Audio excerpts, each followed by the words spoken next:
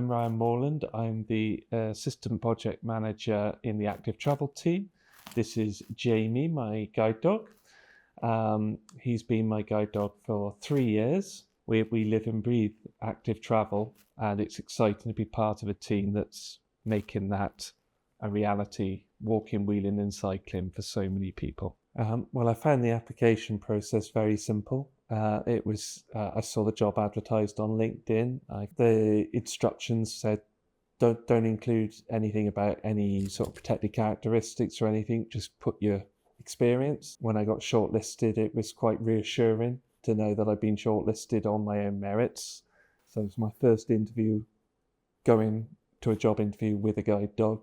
So I was a bit nervous, but I was put at ease straight away in the interview. A couple of weeks later, I heard that I got the job.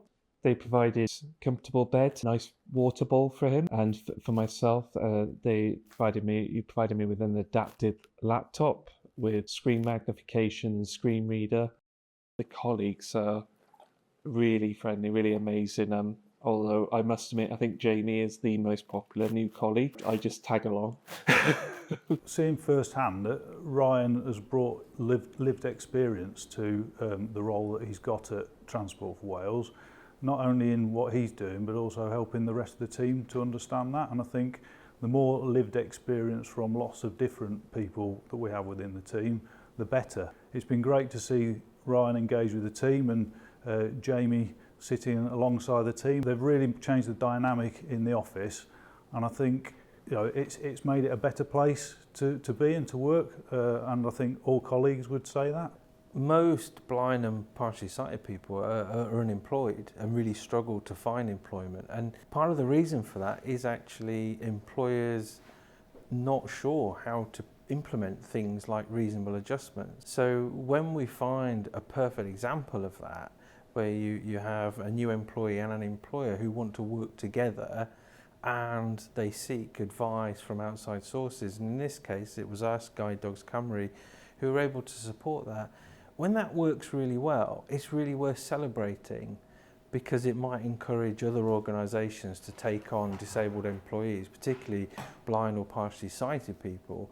And there are a lot of concerns sometimes about guide dog owners coming into someone's work environment. They think it might be disruptive and what have you. Actually, when you speak to employers who employ a guide dog owner, the truth is that it tends not to be. And you have somebody with lived experience of sight loss. Now, from that lived experience, the people that work with that person in their team, they gained learned experience of sight loss. And that can only be beneficial to the organisation. So we really seek to highlight examples of where guide dog owners have been employed successfully and there's been high levels of reasonable adjustment made. There's been successful. In terms of anybody that's looking at joining Transport for Wales, I'd encourage them really to apply, trust in us to look at how we can work and make reasonable adjustments for them. It's a great place to work, the environment is fantastic, and I'd really encourage anybody to apply.